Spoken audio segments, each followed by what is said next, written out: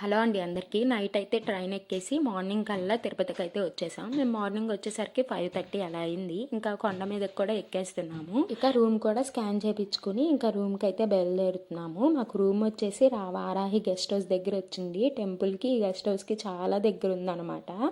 ఇంకా తల వెంట్రుకు కూడా ఇచ్చేసి మేమైతే ఫ్రెష్ అయిపోయి ఇంకా దర్శనానికి అయితే వెళ్తున్నాం. ఫస్ట్ వచ్చేసి మేము వారాహి దర్శనానికి అయితే వెళ్తున్నాం. పోయినసారి వెళ్ళినప్పుడు కూడా వారాహి దర్శనం చేసుకోలేదు. అందుకే ఫస్ట్ అయితే వారాహి స్వామి దగ్గరికి వెళ్తున్నాం. మనం తిరుపతి వచ్చినప్పుడల్లా వారాహి దర్శనం చేసుకుని ఆ తర్వాత ఏడుకొండల స్వామి దర్శనం చేసుకోవాలంట. అప్పుడే మనం ఏదన్నా కోరుకుంటే అప్పుడు నెరవేరుద్ది. వెంగమాంబ ప్రసాదం కూడా తినేసి వెంకన్న స్వామి దర్శనానికి అయితే వెళ్ళాము. మాకు 1.5 అవర్లో దర్శనం అయితే కంప్లీట్ అయిపోయింది.